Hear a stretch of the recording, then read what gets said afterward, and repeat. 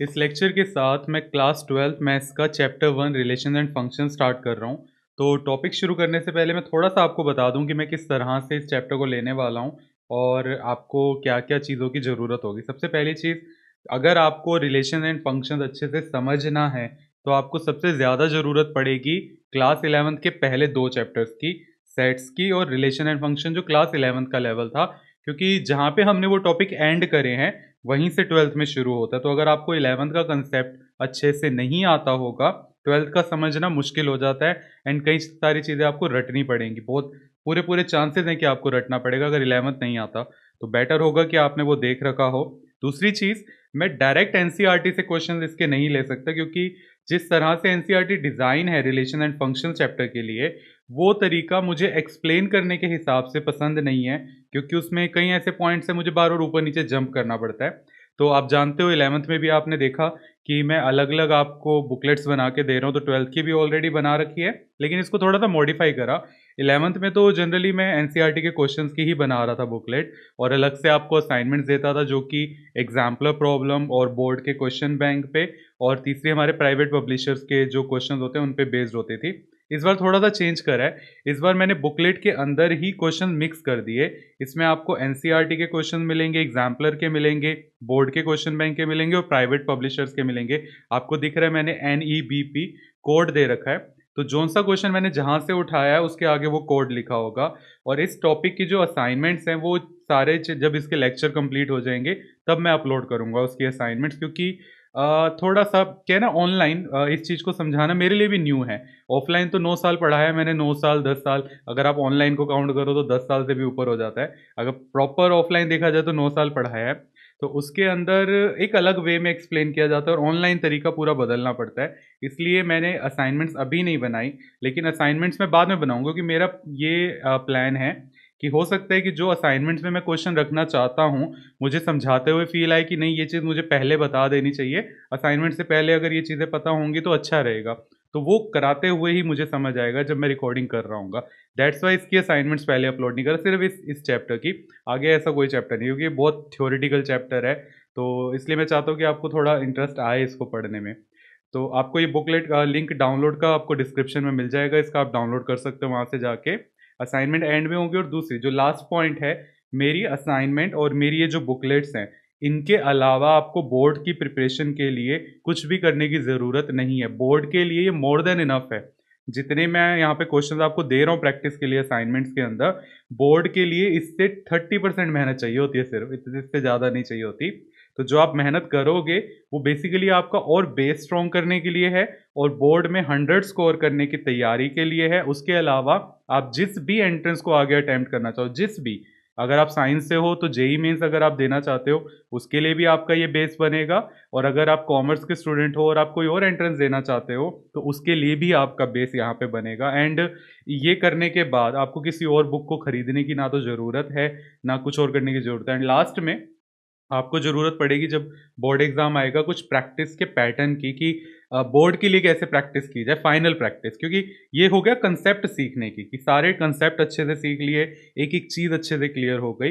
फिर होता है ना कि जब हम किसी लड़ाई को लड़ने जा रहे होते हैं, अब तलवारबाज़ी तो आती है, लेकिन जिस लड़ाई को लड़ने जा रहे होते हैं हम, तो वहाँ की जो आस-पास का माहौल है, मिट्टी कैसी है, ये चीज़ें भी देख के थोड़े उसके अकॉर्डिंग प्रैक्टिस करनी होती है। अगर मिट्टी ज़्यादा गीली है, तो हमें गीली मिट्टी में तलवार चलाने की प्रैक्टिस करनी है। अब तलवार चलानी आती है, लेकिन गीली मिट्टी में प्रैक्टिस करनी होगी। तो वही चीज़ है कि कंसेप्ट आपको आता है, फिर आपको बोर्ड के अकॉर्डिंग अपना टाइम मैनेजमेंट बनाना होगा, ताकि 3 घंटे के अंदर आप अपना पेपर पूरा कंप्लीट कर पाओ।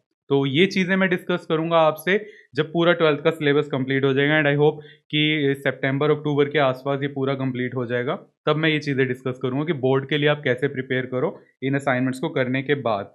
इन असाइनमेंट्स और इसके अलावा आपको कुछ और करने की ज़रूरत नहीं एंड एक पॉइंट और याद आया, जो असाइनमेंट्स है अभी तो मैं आपको क्वेश्चंस ही दे रहा हूँ उसके, ताकि आप प्रैक्टिस कर सको, खुद कर सको और जैसे ही पूरा सिलेबस एनसीईआरटी से पैक हो जाएगा, मैं असाइनमेंट्स अपलोड करना स्टार्ट करूँगा और एक-एक क्वेश्चन जितना डिटेल में लेक्चर एक्सप्लेन कर रहा हूँ, उतना ही डिटेल में असाइनमेंट भी एक्सप्लेन करूँगा ताकि आपका कोई डाउट ना रह जाए, और मुझसे डाउट्स डायरेक्ट पूछने का वैसे भी कोई ज़रिया नहीं है, तो कम से कम आपको मेरी ज़रूरत पड़े, आप खुद सेल्फ स्टडी कर पाओ, पूरे के पूरे डाउट्स वहाँ क्लियर हो जाएँ। और इस वजह से भी असाइनमेंट लास्ट लास्ट में अपलोड कर रहा हूँ, क्योंकि आप मुझे तब तक अपने डाउट्स भेज पाओ। आप जो भी मुझे अब हर लेक्चर के नीचे कमेंट्स में बताओगे कि आपको ये चीज़ों में दिक्कत आ रही है, अगर रिप्लाई उसी टाइम करके मुझे लगा कि आपको समझ आ जाएगा, तो तभी रिप्लाई आ जाएगा। अगर मुझे लगेगा नहीं, इसके लिए मुझे वीडियो में एक्सप्लेन करना होगा, तो जब उसकी असाइनमेंट मैं बनाऊँगा, उस लेक्चर से रिलेटेड असाइनमेंट बनाऊँगा, तो वहाँ पे आपके उस पॉइंट को मैं ज़रूर डिस्कस करूँगा। इसी वजह से मैं असाइनमेंट को लास्ट में रख रहा हूँ, मतलब इस एक वजह से भी मैं असाइनमेंट को लास्ट में एक्सप्लेन करूँगा, साथ-साथ नहीं लेके चल रहा। ये रीज़न इसके पीछे है। तो आपकी प्रिपरेशन के लिए आपको और कुछ खरीदने की ज़रूरत नहीं है। असाइनमेंट डाउनलोड करो, और मैंने बनाया भी इस तरह से कि आप फ़ोन पे आपको ज़ूम इन ज़ूम आउट ना करना पड़े, बैकग्राउंड जान के ब्लैक रखें ताकि आपकी आइज़ पे स्ट्रेन ना पड़े। आप आराम से फ़ोन पे पूरा 3-4 घंटे भी लगातार अगर आप देख के काम कर रहे हो, तो आपको दिक्कत ना आए। मैं ये पूरी चीज़ ध्यान में रख के ही कर रहा हूँ। उसके अलावा कोई सजेशन, कोई फीडबैक हो, आप कमेंट्स में बताना मुझे कि और क्या चीज़ करूँ जिससे आपको सहूलियत हो, क्योंकि ये यूज़ करने वाले आप हो, मैं नहीं हूँ ना। मेरे लिए भी ये एक चीज़ एक तरह से नई है कि ऑनलाइन आप तक ये सारी चीज़ें पहुँचाना। यही रीज़न है कि असाइनमेंट इसकी थोड़ी-सी डिले करके मैं अपलोड करूँगा। मैं चाहता हूँ आपको जो भी मिले परफेक्ट मिले वो चीज़। अभी वैसे भी ये टॉपिक जिस तरह का है, आप यही क्वेश्चन प्रैक्टिस कर लोगे तो वही आपके लिए बहुत अच्छा रहेगा। ठीक है? ये सारे पॉइंट्स से अब हम शुरुआत करते हैं हमारे टॉपिक की, रिलेशन एंड फंक्शंस।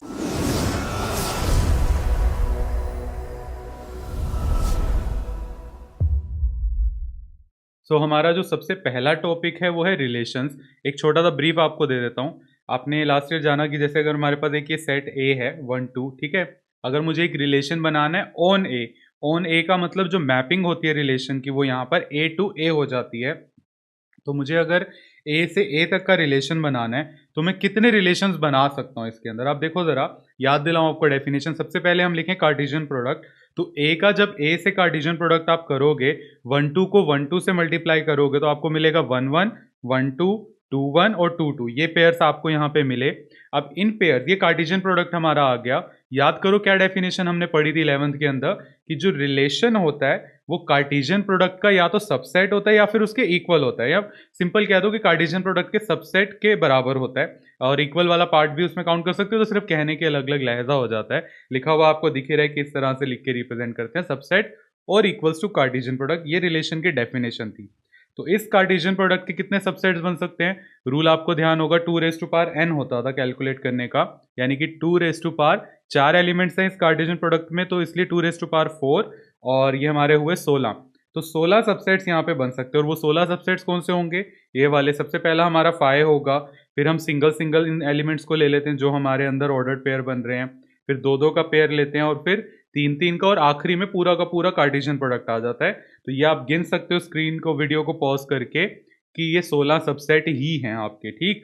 तो ये जो 16 सबसेट्स हैं, ये 16 पॉसिबल रिलेशंस को रिप्रेजेंट करते हैं, कि ऑन सेट ए जिसके एलिमेंट्स 1 2 हैं, उस पे मैं 16 पॉसिबल रिलेशंस बना सकता हूँ। ये चीज़ इस बात को रिप्रेजेंट कर रही है, ठीक? तो अब अगर आप इन रिलेशंस को देखें, 16 के 16 रिलेशंस हमारे पास, आप देखो ज़रा, इनमें 2 रिलेशन जो बिल्कुल एक्सट्रीम वाले रिलेशंस हैं।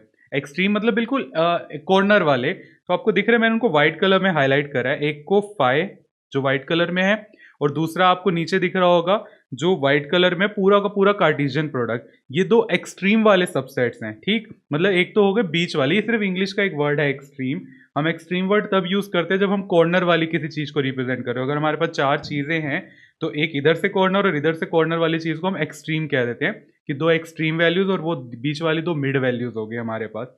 तो जो 2 एक्सट्रीम वाले रिलेशंस हैं हमारे, ये बड़े स्पेशल रिलेशंस होते हैं। सबसे पहला जैसे फाई है, ये कहलाता है एम्प्टी रिलेशन। ऑब्वियस है, क्योंकि फाई का मतलब क्या हुआ? एम्प्टी सेट हुआ ना। तो जो ये फाई है, ये हमारा एम्प्टी रिलेशन कहलाता है। और जो दूसरा वाला हमारा जो रिलेशन है एक्सट्रीम वाला, जो कि पूरा का पूरा कार्टेशियन प्रोडक्ट के बराबर आ रहा है, ये कहलाता है यूनिवर्सल रिलेशन, क्योंकि इसमें सारे एलिमेंट्स कवर हो जाते हैं और सारे के सारे ऑर्डर्ड पेयर्स कवर होते हैं। तो इसको कहा जाता है यूनिवर्सल रिलेशन, और जो फाइव वाला है उसको कहा जाता है एम्प्टी रिलेशन, ठीक? अब जरा इन दोनों रिलेशंस को एक बार एरो डायग्राम बना के समझ लें कि क्या इनमें खासियत है। अच्छा, एक चीज़ और, जो ये दोनों रिलेशंस हैं, इनके अलावा जो बचे अंदर 14 रिलेशंस बचे, वो ना तो एम्प्टी कहलाते हैं ना यूनिवर्सल, वो कोई भी हो सकते हैं, वो फिर डिपेंड करता है हमारी कंडीशन पर। लेकिन ये दोनों स्पेशल केसेस हैं एम्प्टी रिलेशन और यूनिवर्सल रिलेशन। अब अगर इनको हम ऑर्डर्ड पेयर, जो हमारे ऑर्डर्ड पेयर्स हैं इन दोनों में, एरो डायग्राम के थ्रू अगर इसको रिप्रेजेंट करें, सबसे पहले अगर मैं यूनिवर्सल सेट लूँ तो यूनिवर्सल सेट के एलिमेंट्स 1 2 एक तरफ और 1 2 दूसरी तरफ लिखा। आप देखोगे कि हर एलिमेंट लेफ्ट वाले सेट का हर राइट वाले सेट के हर एलिमेंट के साथ रिलेशन बनाता है, सबका आपस में बनता है, कोई भी खाली नहीं बचता। 1 का 1 से भी और 2 से भी बन रहा है, 2 का 1 से भी और 2 से, दोनों से बन रहा है, तो सबका रिलेशन बनता है, इसलिए इसको कहा जाता है यूनिवर्सल रिलेशन। एंड जो हमारा एम्प्टी रिलेशन है, एम्प्टी का मतलब यही हुआ कि वो किसी के साथ भी रिलेट नहीं होगा, इसलिए 1 2 का 1 2 में से दूसरे वाले 1 2 हमारा जो सेट है उसमें से किसी से भी कोई रिलेशन नहीं बनेगा, ये एम्प्टी हो गया। ये मैंने एरो डायग्राम से आपको थोड़ा सा एक विजुअलाइजेशन दिया कि आप इसको विजुअलाइज करोगे तो ऐसा दिखेगा, ताकि क्वेश्चन सॉल्व करते वक्त आपको आसानी रहे, जो क्वेश्चन अब मैं आगे लेने जा रहा हूँ। तो ये आपका पहला टॉपिक है, एम्प्टी रिलेशन और यूनिवर्सल रिलेशन। इसके बाद हम आगे के टॉपिक पे चलेंगे, पहले जरा इस पे बेस्ड हम क्वेश्चंस लेते हैं। और आपको बता दो, ये जो मैंने बनाई है पीडीएफ यहाँ पर, या ये बुकलेट जो बनाई है, ये रहे आपके इंपॉर्टेंट पॉइंट्स हैं जो मैंने यहाँ पे लिख दिए, ताकि जब आप इसको प्रैक्टिस कर रहे हो तो वीडियो पूरी दोबारा ना देखनी पड़े, पॉइंट्स पढ़ के याद आ जाएगी क्या क्या चीज़ें थी। पहला main point, relation Cartesian product का या तो सबसेट या फिर इक्वल होता है, सबसेट और equals to Cartesian product relation, ये चीज़ मैंने आगे इस तरह से भी लिख दी। और ये बताया फाई और ए इंटू ए, यानी कि जो पूरा उसके बराबर हमारा आ रहा था, क्योंकि जो आपको दिखाया एक्सट्रीम वाले रिलेशन जो सबसेट से हमारे, पहला तो फाई था ना, और आखिरी वाला पूरा का पूरा कार्टेशियन प्रोडक्ट था, यानी कि ए इंटू ए। तो जो वो वाला केस था, उनको, जो हमारे एक्सट्रीम वाले सबसेट से, उनको कहा जाता है एम्प्टी रिलेशन और यूनिवर्सल रिलेशन, और इन दोनों को ट्रिवियल रिलेशंस के नाम से भी जाना जाता है। ये वाला नाम हम अभी तो यूज़ करने नहीं वाले, इस साल कॉलेज में हम इसको आगे और डिस्कस करेंगे, इसका नाम ट्रिवियल रिलेशंस भी है।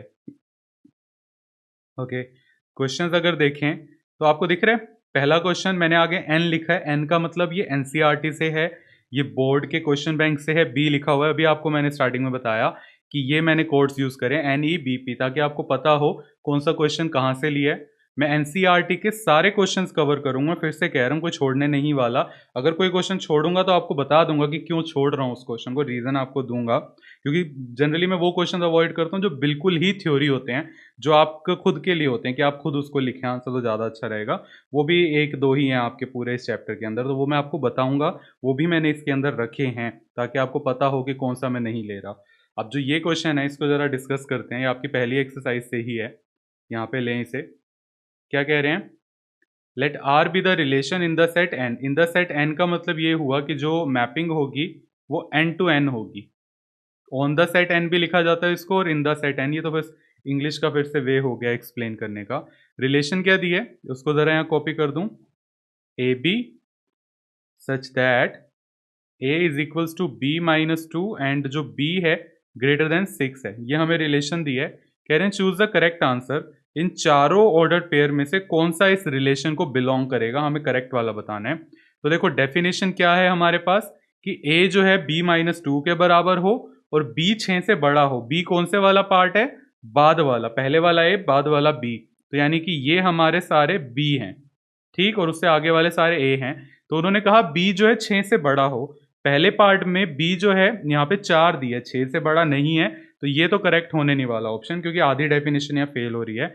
आगे तीनों में 6 से बड़ा है, तो आगे के जो तीनों पार्ट हैं बी सी डी, उसमें आधी डेफिनेशन तो ये वाली ट्रू हो गई, अब बस ये वाली आधी चेक करनी है। अब इसको चेक कर लेते हैं, रफली अगर लिख के करें, जैसे 3 8 है, 3 और 8 पे अगर मैं चेक करूं, ए हमारा 3 बी हमारा 8, सोल्व करोगे तो आया 3 इज इक्वल्स टू 6, नहीं ना, ये तो फॉल्स हुआ, 3 6 के बराबर होता ही नहीं, तो सेकंड वाला भी गलत हुआ। अच्छा थर्ड केस लें, अगर हम 6 और 8, इस पे अगर चेक करें तो ए की जगह 6 रखा और बी की जगह 8 रखा, तो ये कितना आ रहा है, 6 इज इक्वल टू 6, यस ये वाला ट्रू आ रहा है। इतना पार्ट तो ऑलरेडी ट्रू था ही तीनों में, बी सी डी में, बची हुई आधी डेफिनेशन सी में ट्रू आ गई, तो ये वाला करेक्ट ऑप्शन है। अब डी वाला वैसे तो करेक्ट नहीं है, लेकिन फिर भी एक चेक करके आपको दिखा दूं, ताकि आपको पता हो कि हम काम कैसे करते हैं। अब अगर उस पर करोगे वर्क, तो 8 7, यहाँ पे ए की जगह 8 रखा, बी की जगह 7 रखा, 8 इज इक्वल्स टू 5, नहीं होता ना, फॉल्स आया, तो इसका मतलब ये वाला पार्ट भी रॉन्ग है। अब देखो ये क्वेश्चन मैंने आपकी एनसीईआरटी के अंदर, ये वाला क्वेश्चन आखिरी में सेकंड लास्ट क्वेश्चन है एनसीईआरटी का, लेकिन मुझे लगा कि पहले करवा दूं ताकि आपको याद आ जाए कि जो रिलेशन होता था उसमें जो उसकी रोस्टर फॉर्म होती थी वो ऑर्डर्ड पेयर्स की फॉर्म में होती थी। आपको याद दिलाने के लिए क्वेश्चन मैंने पहले डिस्कस करा, इसी वजह से एनसीईआरटी से डायरेक्ट नहीं उठा रहा, वरना मैं उसमें ऊपर नीचे करता रहता कि पहले ये क्वेश्चन लेते हैं अब ये लेते हैं। मुझे तो याद है कि मैंने कौन सा पहले कराना है, बट वो बड़ा फ्लो टूटता है। तभी मैंने अपनी बुकलेट्स बनाई, आपको रीज़न दे रहा हूँ कि क्यों इतनी मेहनत कर रहा हूँ, जबकि बहुत मेहनत लगती है मैथ्स वाले कुछ भी टाइप करने में। नॉर्मल इंग्लिश टाइप करना फिर भी आसान है, ये मैथ्स की जो ये इक्वेशंस टाइप करना उसमें बहुत मेहनत लग जाती है। ओके, लेकिन काम परफेक्ट करना है ना, काम चलाओ तो हमें करना नहीं है। आगे देखते हैं सेकंड क्वेश्चन। अब आपका मेन स्टार्ट है, क्या कहा, let A is equals to 1 2 3 define R, ये रिलेशन आर दी है, ए सेट दी है, show that R is empty relation on set A. जो आर है वो एम्प्टी रिलेशन है सेट ए पे, ये हमें शो करके दिखाना है। डेटा अगर यहाँ कॉपी करूँ एंड स्क्रीन को थोड़ा और ऊपर करें, सेट ए हमें दिया हुआ है 1 2 3, ये हमारा सेट ए है, और जो रिलेशन दिया अगर उसे कॉपी करूँ वो हमारे पास है A B such that a minus B is equals to 12। ये हमारा रिलेशन है, मुझे शो करना है इट इज़ एम्प्टी। आप डायरेक्ट भी शो कर सकते हो, लेकिन 11th का याद करो, क्या कहा था, एरो डायग्राम से काम करना आसान होता है। तो यहाँ पे एरो डायग्राम आपके लिए बना देता हूँ, तो कॉपी करते हैं, यहाँ पे इसको पेस्ट करते हैं। ओके, ये एरो डायग्राम, उसके लिए मैंने यहाँ पे 2 एलिप्स बना दिया आपके लिए। ये हमारा सेट ए और ये भी सेट ए, क्योंकि रिलेशन ए टू ए बन रहा है, उन्होंने ये कहा रिलेशन ऑन सेट ए। इसके एलिमेंट्स 1 2 और 3, इसके एलिमेंट्स 1 2 और 3। अब यहाँ पर जो आगे वाला ये वाला सेट है, इसके एलिमेंट्स को ए मान लेते हैं और इसके बी मान लेते हैं। तो आप देखो कौन से ए और बी की वैल्यूज का जो डिफरेंस है माइनस करने पे 12 आएगा, ए माइनस भी 12 आएगा। तो 1 को इनमें से किसी से भी माइनस करा लो 12 तो नहीं आएगा, 2 के साथ भी यही है, 3 के साथ भी है, किसी के साथ भी नहीं आएगा। तो इसका मतलब जो हमारा आर है, जो हमारा रिलेशन आर है इज एन एम्प्टी रिलेशन, क्योंकि कोई भी हमारा रिलेशन यहां नहीं बन रहा, एम्प्टी रिलेशन। ठीक, आप लाइन प्रॉपर लिख के दिखा सकते हो, ये ऐसे लिख दो। अगर और आंसर अपना थ्योरेटिकल अच्छा लिख के आना तो आप ये लिख सकते हो, for no values of A B belongs to a, a b की कोई भी ए में से वैल्यू के लिए a minus B is equals to 12, जो ए माइनस बी होगा वो 12 होगा, ऐसी कोई वैल्यू नहीं है। तो इसका मतलब ये हुआ, देयरफॉर जो रिलेशन आर है वो फाई हुआ, उसमें कोई एलिमेंट नहीं आ रहा, R is an empty relation. आप थोड़ी सी इस तरह से थ्योरी लिख के आ सकते हो, एम्प्टी रिलेशन। ये हमारा एक क्वेश्चन हुआ। ठीक, ये आपका बोर्ड के क्वेश्चन बैंक में से था, जिसके एग्जाम में फाइनल ईयर में आने में बहुत ज़्यादा चांसेस होते हैं। आपको पता चल जाएगा जब अगले साल का जो बोर्ड एग्ज़ाम आएगा।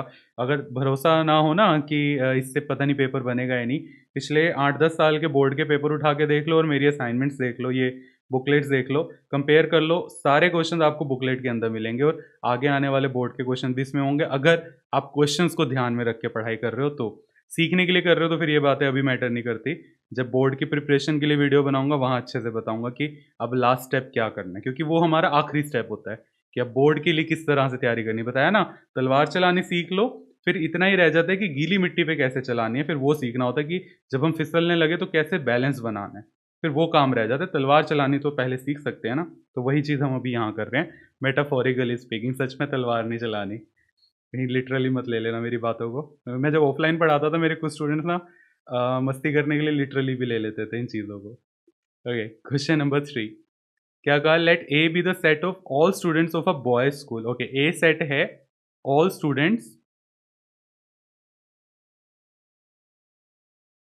All students of boys school, यानी कि बॉयज स्कूल के सारे स्टूडेंट्स यहाँ पर आ गए। आगे क्या कह रहे हैं, show that relation R in set A, एक relation R in set A है, इसका मतलब ए टू ए उसकी मैपिंग है, गिवन बाय, ये रिलेशन हमें दिया पहला, ये वाला relation is the empty relation, ये एक एम्प्टी रिलेशन है, शो करना है, और R dash A B such that the difference between heights of this, ये वाला जो पूरा रिलेशन है हमारा, काफ़ी लेंथी लिखा हुआ है ये वाला पूरा रिलेशन, ये एक यूनिवर्सल रिलेशन है।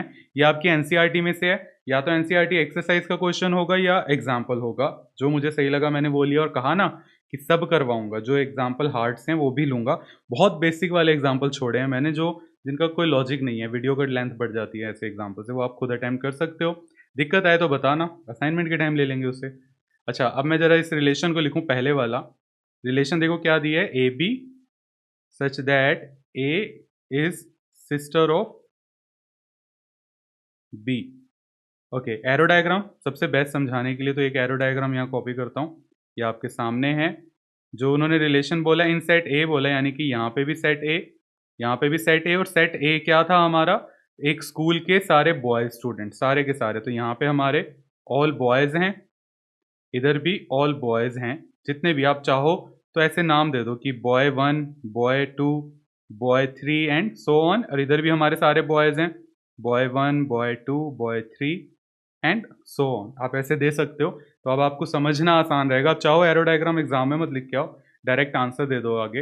अब उन्होंने क्या कहा, A is a sister of B. अब ये अगर ए है और ये बी है, दोनों बॉयज ही हैं, तो एक भाई एक बॉय, एक लड़का दूसरे लड़के की सिस्टर तो नहीं हो सकता, बहन तो नहीं हो सकता, भाई जरूर हो सकता है, उसके चांसेस थे। तो इसका मतलब यहाँ पे कोई भी आपस में लिंक नहीं रखेगा, कोई भी रिलेशन नहीं बनेगा।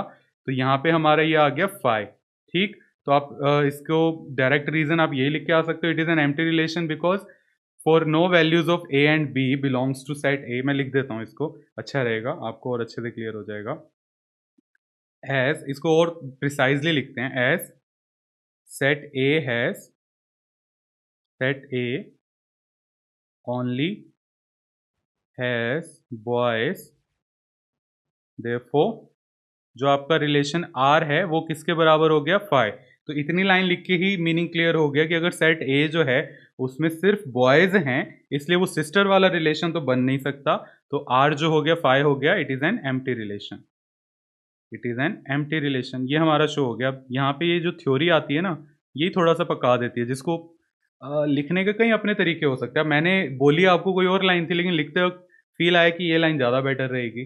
तो हमारे हाथ में होती है प्रेजेंटेशन, ये कोई रटे रटाए तरीके नहीं है। जब हम अपना आंसर लिख रहे होते हैं तो लिखते वक्त एक फील आता है ना कि अगर लाइन ऐसे लिखी तो सामने पढ़ने वाले को ज़्यादा बेहतर समझ आएगा हमारा आंसर, तो हम वैसे लिख के आते हैं। और यही एग्ज़ाम अटेम्प्ट करने का भी तरीका होता है, जो मेरे टीचर ने मुझे सिखाया कि आप आंसर ऐसे लिख के आओ कि जैसे सामने वाले को कुछ नहीं आता, वो आपका आंसर पढ़ के समझेगा कि आपने क्या लिखा है आंसर, वो कुछ भी नहीं जानता जो चेक करने वाला है। जब आप ऐसे आंसर लिखोगे, गलती के चांसेस ना के बराबर हो जाते हैं।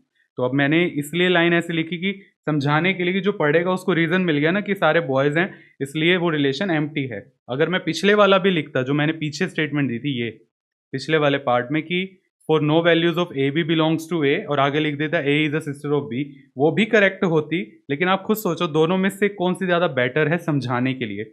यहाँ पे ये वाली लाइन ज़्यादा बेटर लग रही है, और इधर ये वाली मेरे अकॉर्डिंग जो मुझे फील आया। बाकी आपकी अपनी पर्सनल चॉइस, तो ये मत लेके चलना। तो मैंने देखा है स्टूडेंट्स को, रिलेशन एंड फंक्शन जो थ्योरी वाला चैप्टर है, इसके अंदर बड़े कंफ्यूज होते हैं कि लाइन कैसे लिखें। जैसे मर्जी लिखो, करेक्ट होनी चाहिए और पूरा मीनिंग कन्वे करना चाहिए। बस इस बात को ध्यान में रखना और कुछ नहीं। आप जैसे मर्जी आंसर लिख के आ सकते हो। अच्छा, ये आर सेट हो गया शो कि वो एम्प्टी है। अगला उन्होंने आर डैश दिए, ज़रा उसको कॉपी कर दूं पहले। ए बी सच दैट, क्या दिए, the difference between heights of A and B is less than 3 metres. अच्छा, ए और बी की जो हाइट का डिफरेंस है वो 3 मीटर से कम हो। चलो जी, एरो डायग्राम बनाते हैं। ये जो एरो डायग्राम है, इसमें आपको छूट है, बनाओ ना बनाओ, आप जैसे आंसर अच्छे से प्रेजेंट कर सकते हो। अब पीछे मैंने जो एरो डायग्राम बनाया वहाँ पे कोई एरोज नहीं बनाए, तो वो इस बात को ही इंडिकेट कर रहा है कि जो रिलेशन उन्होंने मुझे यहाँ दिया, आप यहाँ लिख भी सकते हो कि जो रिलेशन उन्होंने दिया ए टू ए, उसके अंदर कोई भी रिलेशन नहीं बना, मतलब कोई एलिमेंट किसी दूसरे से लिंक नहीं हो रहा, इसलिए वो एक एम्प्टी रिलेशन है। वो डबल एक रिप्रेजेंटेशन हो गई। यहाँ पे भी यही करते हैं, boy 1, boy 2, boy 3 and so on. इधर भी boy 1, boy 2, boy 3 and so on. अब देखो ज़रा, इस बार उन्होंने क्या कहा कि अगर ये एलिमेंट्स ए मान लें और ये वाले बी मान लें, तो ए और बी की जो हाइट का डिफरेंस है, गैप है, वो 3 मीटर से कम है। एंड ऑब्वियसली होगा, क्योंकि स्कूल स्टूडेंट की जो मैक्सिमम हाइट हो सकती है पॉसिबल, अगर बिल्कुल ही लंबा हो, अमिताभ बच्चन का कोर्स किया हो किसी ने, तो वो मैक्सिमम 2 मीटर तक जा सकता है, 2.25 मीटर तक चला गया। 3 मीटर लंबा, आप कभी करके देखना 3 मीटर कितना होता है, अगर आप उसको फीट में कन्वर्ट करो तो आपको पता चलेगा। मैं यहाँ करता हूँ, कैलकुलेटर खोलता हूँ, 1 मिनट दो ज़रा मुझे। या ये रहा, कन्वर्जन के लिए मैंने यहाँ पे कैलकुलेटर खोल दिया आपको दिखाने के लिए कि 3 मीटर कितना बैठेगा। ये देखो, 3 मीटर जो है 9.84 फुट, इतनी हाइट हो जाती है। तो एक, अगर कोई बहुत लंबा हो, जैसा कि कहा अमिताभ बच्चन वाला कोर्स किया हो, हाइट लंबी हो, तो 2 मीटर 6.5 फुट होता है। अब 6.5 फुट भी एक स्कूल स्टूडेंट की हाइट होना बहुत रेयर चांसेस होते हैं, बहुत रेयर चांसेस होते हैं कि 6.5 फुट का भी कोई हो सकते हैं, क्योंकि मेरे स्कूल में मैंने मैक्सिमम, मुझे ध्यान नहीं, आई थिंक 5, 5.5 या 5.75 के करीब ही देखे थे। अब छोड़ो, मुझे उस पे कहाँ जाना। मेन जो चीज़ आपको बतानी थी कि जो हाइट है, 3 मीटर तो बहुत बड़ा नंबर है, तो यानी कि हर स्टूडेंट की हाइट का जो गैप होगा वो 3 से तो कम ही होने वाला है, क्योंकि कोई भी 7 या 8 मीटर का तो स्टूडेंट होने नहीं वाला। यानी कि अगर मैं ये दो स्टूडेंट्स लूँ, B1 और B1, इन दोनों की हाइट का भी जो गैप होगा 3 से कम होगा, उसकी अपनी हाइट से गैप, मतलब अगर मेरी जो हाइट है, तो मेरी हाइट का मेरी हाइट से कितना डिफरेंस होगा, 0। 3 मीटर से कम ही है ना, 0। वैसे ही B1 का B2 से जो डिफरेंस होगा, दूसरे पर्सन से डिफरेंस होगा हाइट का, वो भी 3 मीटर से कम होगा। इसका इससे हाइट का जो डिफरेंस होगा वो भी 3 से कम होगा, ऐसे सभी से। ठीक इसी तरह से B2 का B1 से भी डिफरेंस कम होगा, B2 का B2 से होगा, B2 का B3 से भी 3 मीटर से कम होगा, B3 का B1 से, B2 से, B3 से, यानी कि यहाँ पे हर लेफ्ट वाला एलिमेंट हर राइट वाले एलिमेंट से लिंक हो रहा है। तो उस तरह के रिलेशन को क्या कहा जाता था, यूनिवर्सल रिलेशन कहा जाता था। ठीक, तो यहाँ पे हम ये रीजन लिखेंगे, फॉर या all elements, for all A belongs to A is related to all B belongs to A, therefore R is an R dash, इस बार R dash दिया था, is an universal relation।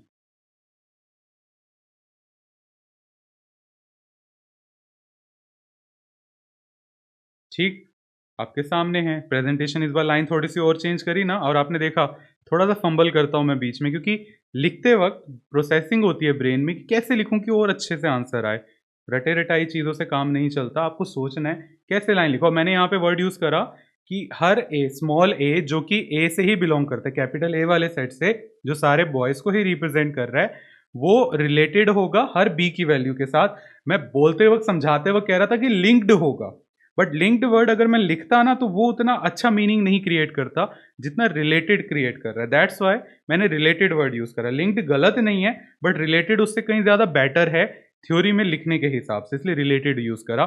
समझाने के लिए आप कह सकते हो कि लेफ्ट वाला हर एलिमेंट राइट वाले हर एलिमेंट से लिंक्ड है, या लेफ्ट वाले हर एलिमेंट की इमेज राइट वाले से बन रही है।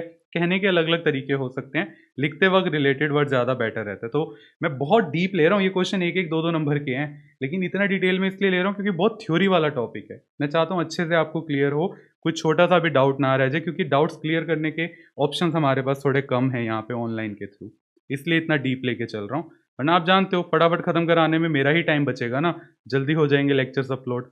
लेकिन नहीं, काम अच्छे से करना है, मैं फिर से कह रहा हूँ। और मैं बार बार इसीलिए बोल रहा हूँ कि बहुत से कमेंट्स आते हैं कि जल्दी कराओ, ये करो वो करो, तो फिर जल्दी करोगे तो फिर आने की यहाँ ज़रूरत भी तो नहीं है ना, जल्दी तो सब करवाते ही हैं। सोचो फिर यहाँ आने का फ़ायदा क्या हुआ। ढंग से करेंगे, अच्छे से करेंगे। अगर 80% भी करके जा रहे हो, पूरा परफेक्ट करके जाओ ताकि 80 का 80 स्कोर कर पाओ। 100 कच्चा पक्का करके जाओगे, 60-70 ला रहे हो, क्या फ़ायदा हुआ। मेहनत ज़्यादा हुई और स्कोर कम करा, और सीखा कुछ नहीं। सबसे main cheese. Question number 4, if A is the set of students of a school, इस बार सिर्फ स्टूडेंट्स बोले हैं, ए जो है students of a school, and they didn't mention कि वो बॉयज़ हैं या नहीं। स्टूडेंट्स ऑफ अ स्कूल, पिछली बार उन्होंने कहा था कि वो बॉयज़ ही हैं। आगे क्या कह रहे हैं, school then write which of the following relations are universal, empty और नाइदर ऑफ टू। याद है ना, जब मैंने वो एग्जांपल दिया था कि 16 हमारे रिलेशन बनेंगे, तो एक्सट्रीम वाले पाए और आखिरी वाला जो कार्टेशियन प्रोडक्ट के बराबर था, वो दोनों एम्प्टी और यूनिवर्सल रिलेशन कहलाते हैं। ठीक, बीच वाले जितने भी बचे वो कुछ भी नाम नहीं है उनका, उनकी अपनी अलग क्लासिफिकेशन है जो हम आगे पढ़ेंगे। तो यहाँ पे उन्होंने यही कहा कौन सा यूनिवर्सल है, कौन सा एम्प्टी और कौन सा नाइदर है, कि कोई भी नहीं है, एक ऐसे ही जनरल सा हमारा सेट है, हमें ये बताना है। तो शुरुआत करते हैं। पहला जो रिलेशन उन्होंने हमें दिया, हाँ, अब यहाँ पे आपको कुछ 1-2 पॉइंट्स और भी जानने को मिलेंगे। R1 रिलेशन दिया, मैं कॉपी कर रहा हूँ। AB such that AB are ages of students and A minus B जो है ग्रेटर देन 0। अब देखो यहाँ पे एक तो मैं इसको थोड़ा छोटा लिखूँ एजिस में, a minus be with in modulus is greater than 0।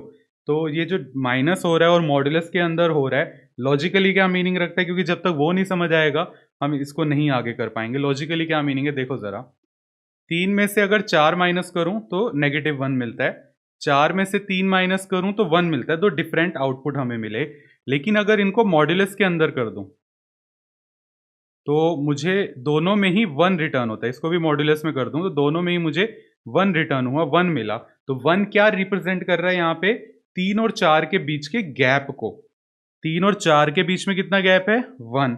4 और 3 के बीच में कितना गैप है? 1। या फिर दूसरे वर्ड्स में कहें, 3 और 4 के बीच के डिफरेंस को रिप्रेजेंट कर रहा है। जब हम बात करते हैं ना डिफरेंस, वो पॉजिटिव ही होता है हमेशा, कि लाइक दो लोग हैं, एक की हाइट 6 फुट है, दूसरे की 4 फुट है, तो उनके बीच की हाइट का डिफरेंस कितना हुआ? 2 फुट। अब आप 4 में से 6 माइनस करो या 6 में से 4 माइनस करो, आप 2 फुट ही बोलोगे, ये नहीं कहोगे कि -2 फुट है। डिफरेंस बता रहे हो, एक कहने के लिहाज में उस चीज़ को समझा रहे हो, क्योंकि ये चीज़ हमने लास्ट ईयर जानी हमारे जो चैप्टर्स थे 11th के अंदर, कि नेगेटिव अपोजिट डायरेक्शन को रिप्रेजेंट करता है। और जब मॉड्यूलस हम इसलिए लगाते हैं जब हमें डायरेक्शन से कोई लेना देना नहीं होता। ये स्ट्रेट लाइंस, कॉनिक्स में हमने डिटेल तो नहीं, मतलब मैंने आपको इंट्रोडक्शन दिया था, डिटेल तो इस साल आएगा वेक्टर चैप्टर में, जहाँ अच्छे से आप समझोगे कि नेगेटिव जो है वो डायरेक्शन को रिप्रेजेंट करता है, इसलिए डिफरेंस सिर्फ पॉजिटिव लिया जाता है। तो यहाँ पे फिर जो ये चीज़ लिखी है ना, a minus be with in modulus, तो ये रिप्रेजेंट कर रहा है a और b के बीच का डिफरेंस, और वो डिफरेंस 0 से बड़ा हो। 0 से बड़े नंबर कौन से होते हैं? जो पॉजिटिव होते हैं। 0 से छोटे नेगेटिव होते हैं, और जो 0 के बराबर होते हैं वो न्यूट्रल होते हैं। ये वाला जो पॉइंट है ये बहुत ज़्यादा इस्तेमाल होगा आपकी पूरी 12th के अंदर। तो इसलिए चैप्टर जो 1 आपका है रिलेशन एंड फंक्शन, थ्योरी है लेकिन बहुत यूजफुल है, बहुत ज़्यादा वाला। कहीं ना कहीं से शुरुआत करनी होती है ना, हम थ्योरी से इसलिए शुरुआत कर रहे हैं, और यही चीज़ें आगे चल के काम आएंगी। लाइक बचपन में जब आप 1 2 3 काउंटिंग सीख रहे थे या अल्फ़ाबेट सीख रहे थे, तब आप उनको मेमोराइज़ कर रहे थे, याद कर रहे थे। तब आपको थोड़ा ना रीज़न पता था कि 1 2 3 का आप आगे चल के क्या यूज़ करने वाले हो, काउंटिंग का या ABCD का। जैसे-जैसे दायरा बढ़ा, आगे बढ़े, आपने पढ़ाई अपनी और इम्प्रूव करी, तब आपको समझ आया कि हाँ, उस टाइम भले ही मुझे वो याद करनी पड़ रही थी बातें, लेकिन उसी की वजह से मुझे कई सारी चीज़ें अब समझ आ रही हैं। वही सारा खेल रिलेशन एंड फंक्शन में। यहाँ पे कई सारी चीज़ें याद करनी पड़ती हैं, आगे जाके समझ आता है कि हाँ, अब ये यूज़फुल है इसका, यहाँ पे ये यूज़ है इसका, अब इतनी यूज़फुल ये चीज़ हमारे लिए बन गई है। वो आपको इसी साल समझ आएगा 12th के आगे वाले चैप्टर्स में। तो यहाँ पे ये जो लिखा है इसका मतलब डिफरेंस है, ये ध्यान रहे आपको। अब हम अपने टॉपिक पे बैक करते हैं। ये ज़रूरी था बताना क्योंकि बार-बार आगे आने वाली है बातें। अच्छा, एक एरो डायग्राम ताकि अच्छे से समझ आए। ये एरो डायग्राम सेट उन्होंने दी है A सारे स्टूडेंट्स का। ओके, तो स्टूडेंट को एस बोल देता हूँ, स्टूडेंट 1, स्टूडेंट 2, स्टूडेंट 3। सिर्फ आपको समझाने के लिए ऐसे बना रहा हूँ, student 1, student 2, student 3 and so on. इस बार जो आगे वाले सेट, ये हमारे ए एलिमेंट, ये बी हो गए। उन्होंने कहा उनकी एजेस का जो डिफरेंस है, क्योंकि ए और बी किसको रिप्रेजेंट कर रहा है? एजेस को रिप्रेजेंट कर रहा है। अगर आपको मेरी हैंड राइटिंग समझ नहीं आ रही, ए और बी एजेस हैं, और उनका जो डिफरेंस है वो 0 से ज़्यादा है, ये यहाँ पे मतलब है। तो अब देखो ज़रा यहाँ पे कौन कौन से एलिमेंट एक दूसरे से लिंक होंगे। अब यहाँ पे जो S1 है, S1 का S1 से, यानी कि एक जो स्टूडेंट 1 है और स्टूडेंट 1 का अपनी ही एज से कितना डिफरेंस होगा? 0 होगा। तो ये वाला रिलेशन हमारा इसमें, ये वाला आपस में रिलेशन नहीं बना रहे, लेकिन S1 का S2 से बन जाएगा कि अगर एक की उम्र 12 साल है और दूसरा स्टूडेंट 13 साल का है, तो उनके बीच का जो डिफरेंस है एज का वो 1 साल हुआ, तो 0 से ज़्यादा ही हुआ ना। लेकिन खुद से उसकी एज का डिफरेंस कितना हुआ? 0। ऐसे ही S1 का जो स्टूडेंट 3 है, उससे जो एज का डिफरेंस होगा वो भी 0 से ज़्यादा होगा। अगर मान लो एक वो 12 साल का है और दूसरा 12 साल 2 महीने का है, तो भी 2 महीने एक्स्ट्रा हुआ ना, उसका जो बीच का गैप आया 2 महीने आया, जो कि 0 से ज़्यादा है। तो ऐसे ही S2 का भी हो जाएगा S1 के साथ, लेकिन S2 का S2 से नहीं होगा। उन्होंने रिलेशन में 0 से बड़े वाले कहे हैं, 0 के इक्वल वाले नहीं कहे। तो यहाँ पे होगा क्या, अगर मैं इसी पैटर्न को फॉलो करता जाऊँ, तो वो अपने आप से तो लिंक नहीं बनाएगा, लेकिन अपने आप को छोड़ के बाकी सभी से बनाएगा। अब ये एम्प्टी तो बिल्कुल नहीं है क्योंकि रिलेशन बन रहा है। यूनिवर्सल में क्या होता था, सभी का आपस में बनता था, वो खुद से भी बनाता था, 1 1 1 2 दोनों से बनाता था। तो S1 को S1 से भी बनाना था, तब ये यूनिवर्सल होता, लेकिन ये नहीं बना रहा, इसलिए it is not an universal. तो हम लिखेंगे कि R1 is neither universal nor empty. ना तो वो यूनिवर्सल है, ना ही एम्प्टी। आप ऐसे वेन डायग्राम बना के दिखा सकते हो। और आंसर अगर लिखना है ना, एक और पैटर्न आपको देता हूँ ताकि ये चीज़ और अच्छे से जस्टिफाई हो जाए प्रेजेंटेशन। तो आप अपनी तरफ से लेट कर सकते हो कि जो स्टूडेंट्स हैं स्कूल के, उसको हमने S1 S2 S3 इस तरह से एलिमेंट्स दे दिया। आप इस तरह से लिख के दिखा सकते हो, ऐसे आप करके आ सकते हो, ये सिर्फ समझाने के लिए। जब आपका दायरा खुल जाएगा ना इस साल के एंड तक आने तक, फिर आपको ऐसी इन चीज़ों की ज़रूरत नहीं है, आप सिर्फ इतनी लाइन पढ़ के ही अपना आंसर दे पाओगे। लेकिन अभी शुरुआत है, दैट्स वाई मैं आपको बहुत डिटेल में लेके चल रहा हूँ कि अच्छे से समझो, और जहाँ अटकते हो ना उसके लिए ये चीज़ कर लो, इस तरह से लेट करके कर लो, कन्फ्यूजन ही नहीं होगी। और ऐसे आप सेट लेट करके फिर ये पूरा आपका अब यहाँ पे हुआ क्या इसकी वजह से, अब मुझे कोई रीज़न देने की ज़रूरत नहीं रही कि ये क्यों यूनिवर्सल नहीं है, वो ये इन एरोज़ ने अपने आप ही रीज़न दे दिया। आप ऐसे करके आ सकते हो। आगे चलते हैं। R2 रिलेशन 2 है ए बी, या इधर से पढ़ लें बेटर रहेगा, मेरी हैंडराइटिंग वैसे भी समझ नहीं आती सबको। A B are weights of students and A minus B, जो डिफरेंस है इस बार वेट दिया है वो 0 से छोटा है, छोटा बोला है इस बार। अगर मैं बनाऊं इसका एरो डायग्राम, सेट ए, ये भी सेट ए, स्टूडेंट यहाँ पे student 1 student 2 student 3 and so on, यहाँ पे भी student 1 student 2 student 3 and so on. ये ए हो गया, दिस इज बी। इस बार उन्होंने कहा ए और बी एजेस को नहीं, वेट को रिप्रेजेंट कर रहे हैं, और वेट का जो डिफरेंस है वो 0 से छोटा होना चाहिए, यानी कि नेगेटिव। अच्छा, ऐसा पॉसिबल है कि मॉड्यूलस जो कि पॉजिटिव रिटर्न करता है, जो भी चीज़ के बारे में बात हो रही है वो 0 से छोटा दे? कभी भी नहीं होने वाला ना। यहीं पे पता चल गया कि ये स्टेटमेंट जो है ये कोई रिजल्ट नहीं देगी, तो ये एम्प्टी रिलेशन है। आपको समझाने के लिए यहाँ ले लेता हूँ कि अगर एक स्टूडेंट है, उसका वेट, इसका वेट 60 किलो है, इसका 40 है और इसका 50 है, ठीक? ऐसे ये 60 40 50। आप कोई भी पेयर बना लो, आपका जो रिलेशन बनेगा, अगर S1 का S1 से ही बनाते हो तो भी जो डिफरेंस आएगा वेट का, 60 में से 60 गया वो 0 आएगा, 0 से छोटा नहीं। 60 और 40 के बीच में जो डिफरेंस होगा वो 20 का होगा, वो भी 0 से छोटा नहीं, 0 से बड़ा आ रहा है। इसलिए यहाँ पे किसी का भी रिलेशन नहीं बनने वाला, किसी का भी नहीं बनेगा। तो ये हमारा एक एम्प्टी रिलेशन हुआ। जो R2 है is an empty relation.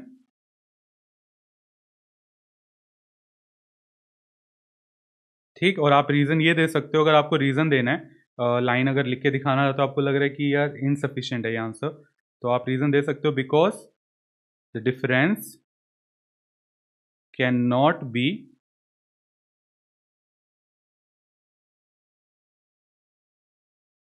Negative.